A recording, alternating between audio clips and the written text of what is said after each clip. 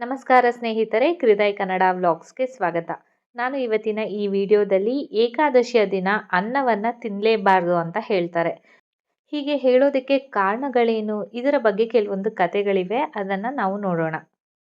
ಏಕಾದಶಿಯ ದಿನ ಅನ್ನವನ್ನು ತಿನ್ನಲೇಬಾರ್ದು ಅನ್ನುವ ವಿಚಾರವಾಗಿ ಎರಡು ಕಥೆಗಳು ತುಂಬ ಹೆಸರುವಾಸಿಯಾಗಿವೆ. ಒಂದು ದಂತಕಥೆಯ ಪ್ರಕಾರ ಪುರಾಣ ಕಾಲದಲ್ಲಿ ಮಹರ್ಷಿ ಮೇಧನು ಯಾಗಕ್ಕೆ ಬಂದ ಭಿಕ್ಷುಕನನ್ನು ಅವಮಾನಿಸಿರ್ತಾನೆ. ಇದರಿಂದಾಗಿ ತಾಯಿ ದುರ್ಗಾ ಮಾತೆ ಕೋಪಗೊಳ್ತಾಳೆ. ಹಾಗೆ ಈ ಕೋಪದಿಂದ ತಪ್ಪಿಸಿಕೊಳ್ಳಲು ಹಾಗೆ ಪ್ರಾಯಶ್ಚಿತ್ತವಾಗಿ ಮಹರ್ಷಿ ಮೇಧನು ತನ್ನ ದೇಹವನ್ನು ತ್ಯಜಿಸ್ತಾನಂತೆ. ಮಹರ್ಷಿಯ ಸಮಾಧಿಯಾದ ಮೇಲೆ ಆತನ ದೇಹದ ಭಾಗಗಳನ್ನು ಭೂಮಿ ಹೀರಿಕೊಳ್ಳುತ್ತದೆ. ಮಹರ್ಷಿ ಮೇಧನ ಈ ಪ್ರಾಯಶ್ಚಿತ್ತದಿಂದ ಪ್ರಸನ್ನಳಾದ ದುರ್ಗಾಮಾತೆ ಮಹರ್ಷಿಗೆ ಆತನ ದೇಹದ ಭಾಗಗಳು ಭೂಮಿಯಿಂದ ಹವಿಸ್ಸು ಅನ್ನದ ಆಹಾರ ರೂಪದಲ್ಲಿ ಬೆಳೆಯಲಿ ಅಂತ ಆಶೀರ್ವದಿಸ್ತಾಳೆ. ಇದರ ನಂತರ ಭೂಮಿಯಲ್ಲಿ ಹೂಳಲಾದ ಮಹರ್ಷಿಯ ಅವಶೇಷಗಳು ಅಕ್ಕಿ ಮತ್ತು ಬಾರ್ಲಿ ರೂಪದಲ್ಲಿ ಅಸ್ತಿತ್ವಕ್ಕೆ ಬರ್ತವೆ.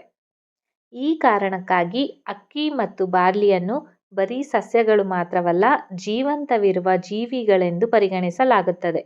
ಈ ಘಟನೆ ನಡೆದ ದಿನ ಏಕಾದಶಿ ತಿಥಿಯಾಗಿರುತ್ತದೆ. ಆದ್ದರಿಂದ ಉಪವಾಸ ವ್ರತದ ಸಮಯದಲ್ಲಿ ಅನ್ನ ತಿನ್ನುವುದನ್ನು ನಿಷೇಧಿಸಲಾಯಿತು ಅನ್ನುವ ನಂಬಿಕೆ ಇದೆ. ವಿಷ್ಣುವಿನ ಉಪವಾಸದ ದಿನದಂದು ಅನ್ನವನ್ನು ಸೇವಿಸುವ ವ್ಯಕ್ತಿಯು ಮಾಂಸಾಹಾರವನ್ನು ಸೇವಿಸಿದಂತೆ ದೋಷವಾಗುತ್ತದೆ ಅಂತ ಪರಿಗಣಿಸಲಾಗಿದೆ ಮತ್ತು ಅಂತಹ ವ್ಯಕ್ತಿಯ ವ್ರತ ಪೂಜೆ ಅಂಗೀಕಾರವಾಗುವುದಿಲ್ಲ ಅನ್ನುವ ನಂಬಿಕೆ ಇದೆ. ಏಕಾದಶಿಯ ದಿನದಂದು ಅನ್ನವನ್ನು ತಿನ್ನುವುದು ಮಹರ್ಷಿ ಮೇಧರ ದೇಹದ ರಕ್ತ ಜೊತೆಗೆ ಮಾಂಸವನ್ನು ತಿನ್ನುವುದಕ್ಕೆ ಸಮಾನವಾಗಿದೆ ಅನ್ನುವ ನಂಬಿಕೆ ಇದೆ.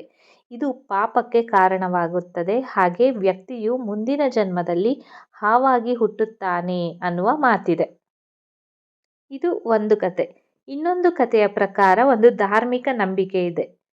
ಈ ಕಥೆಯ ಪ್ರಕಾರ ಏಕಾದಶಿ ಮಾತೆಯ ಅವತಾರ ಮತ್ತು ಮುರ್ ಹೆಸರಿನ ರಾಕ್ಷಸನನ್ನು ಕೊಂದ ನಂತರ ಭಗವಂತ ಶ್ರೀಹರಿ ವಿಷ್ಣುವು ಏಕಾದಶಿ ಮಾತೆಗೆ ಬ್ರಹ್ಮಾಂಡದ ಪಾಪಗಳನ್ನು ತೊಡೆದು ಹಾಕಲು ಆದೇಶಿಸ್ತಾನೆ.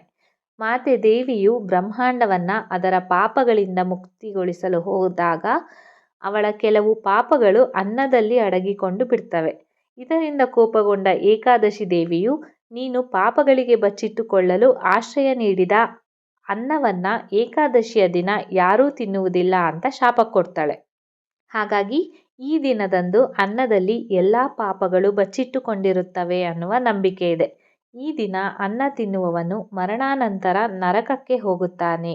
ಈ ದಿನ ಅನ್ನ ತಿನ್ನುವುದು ಮಾಂಸಾಹಾರಕ್ಕೆ ಸಮಾನ. ಅಲ್ಲದೆ ಹಾಗೆ ಅನ್ನ ತಿನ್ನುವವರು ಮರಣದ ನಂತರ ಸರೀಸೃಪದ ಲಿಂಗದಲ್ಲಿ ಜನ್ಮ ಪಡೆಯುತ್ತಾರೆ. ಆದ್ದರಿಂದ ಏಕಾದಶಿಯಂದು ಅನ್ನವನ್ನು ತಿನ್ನುವುದಿಲ್ಲ. ಆದರೆ ಉಪವಾಸ ಮಾಡುವವರು ಮರುದಿನ ಅನ್ನವನ್ನು ಸೇವಿಸಿ ಉಪವಾಸವನ್ನು ಅಂತ್ಯಗೊಳಿಸಬೇಕಾಗತ್ತೆ. ಇದೆರಡು ಆಗು ಹೋಗು ದಂತಕಥೆಗಳಾದರೆ ನಿಜವಾಗ್ಲೂ ಏಕಾದಶಿಯಂದು ಅನ್ನ ತಿನ್ನದೇ ಇರುವುದಕ್ಕೆ ಒಂದು ವೈಜ್ಞಾನಿಕ ಕಾರಣ ಕೂಡ ಇದೆ. ವಿಜ್ಞಾನಿಗಳ ಪ್ರಕಾರ ಅಕ್ಕಿಯಲ್ಲಿ ನೀರಿನ ಪ್ರಮಾಣ ಹೆಚ್ಚಾಗಿರುತ್ತದೆ ಮತ್ತು ವ್ಯಕ್ತಿಯ ದೇಹವು 70% ನೀರಿನಿಂದ ಕೂಡಿರುತ್ತದೆ.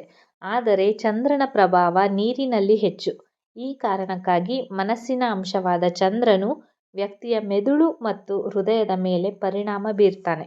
ಚಂದ್ರನ ಪ್ರಭಾವದಿಂದ ಏಕಾದಶಿಯಂದು ಅನ್ನವನ್ನು ತಿನ್ನೋದ್ರಿಂದ ಮನುಷ್ಯನಿಗೆ ಮಾನಸಿಕ ಹಾಗೆ ಹೃದಯ ಸಂಬಂಧಿ ಕಾಯಿಲೆಗಳು ಉಂಟಾಗಬಹುದು. ಇದಲ್ಲದೆ ಅನ್ನವನ್ನು ಸೇವಿಸೋದ್ರಿಂದ ಮನಸ್ಸು ಚಂಚಲಗೊಂಡು ಅಸ್ಥಿರಗೊಳ್ಳಬಹುದು. ಇದರಿಂದಾಗಿ ವ್ಯಕ್ತಿಯು ಉಪವಾಸದ ದಿನದಂದು ಪೂಜೆಯ ಮೇಲೆ ಏಕಾಗ್ರತೆಯನ್ನು ಹೊಂದಲು ಸಾಧ್ಯವಾಗುವುದಿಲ್ಲ. ಆದ್ದರಿಂದ ಈ ದಿನ ಅನ್ನ ತಿನ್ನೋದನ್ನು ನಿಷೇಧಿಸಲಾಗಿದೆ. ಸೊ ನೋಡಿದ್ರಲ್ಲ ಫ್ರೆಂಡ್ಸ್, ಈ ಮೂರು ಕಥೆಗಳು ಏಕಾದಶಿಯ ದಿನ ಯಾಕೆ ಅನ್ನ ತಿನ್ನಬಾರ್ದು ಅಂತ ವಿವರಿಸ್ತವೆ.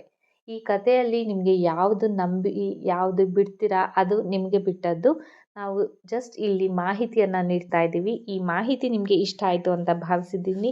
ಇಷ್ಟ ಆದಲ್ಲಿ ನಮ್ಮ ವಿಡಿಯೋಗೆ ಒಂದು ಲೈಕ್ ಕೊಟ್ಟು ನಿಮ್ಮ ಅನಿಸಿಕೆ ಅಭಿಪ್ರಾಯಗಳನ್ನು ಕಮೆಂಟ್ ಬಾಕ್ಸ್ ಮೂಲಕ ತಿಳಿಸ್ಕೊಡಿ. ಹಾಗೆ ನೀವೇನಾದರೂ ಫಸ್ಟ್ ಟೈಮ್ ನಮ್ಮ ಚಾನಲ್ಗೆ ಭೇಟಿ ನೀಡಿ ಇನ್ನೂ ಸಬ್ಸ್ಕ್ರೈಬ್ ಮಾಡಿಲ್ಲ ಅಂತಂದರೆ ದಯವಿಟ್ಟು ಸಬ್ಸ್ಕ್ರೈಬ್ ಮಾಡೋದನ್ನು ಮರಿಬೇಡಿ. ಪಕ್ಕದಲ್ಲೇ ಬೆಲ್ ನೋಟಿಫಿಕೇಷನ್ ಐಕಾನ್ ಕೂಡ ಇರುತ್ತೆ. ಅದನ್ನು ಒತ್ತಿ ಎನೇಬಲ್ ಮಾಡಿಕೊಂಡ್ರೆ ನಾನು ಹಾಕುವಂಥ ವೀಡಿಯೋಸ್ಗಳು ನಿಮಗೆ ನೋಟಿಫಿಕೇಷನ್ ಮೂಲಕ ತಲುಪುತ್ತೆ. ನೀವು ಮಿಸ್ ಮಾಡದೆ ಇದನ್ನು ನೋಡಬಹುದು. ಈ ವಿಡಿಯೋದಲ್ಲಿನ ಮಾಹಿತಿಯನ್ನು ಕೊನೆ ತನಕ ಕೇಳಿಸ್ಕೊಂಡಿದ್ದಕ್ಕೆ ತುಂಬ ಧನ್ಯವಾದಗಳನ್ನು ತಿಳಿಸ್ತಾ ನಾನು ಮತ್ತೆ ಮುಂದಿನ ವಿಡಿಯೋದಲ್ಲಿ ಹೊಸ ಮಾಹಿತಿಯನ್ನು ನಿಮ್ಮ ಮುಂದೆ ತರ್ತೀನಿ ಅಂತ ಹೇಳ್ತಾ ಈ ವಿಡಿಯೋವನ್ನು ಮುಗಿಸ್ತಾ ಇದ್ದೀನಿ. ಎಲ್ಲರಿಗೂ ನನ್ನ ನಮಸ್ಕಾರಗಳು.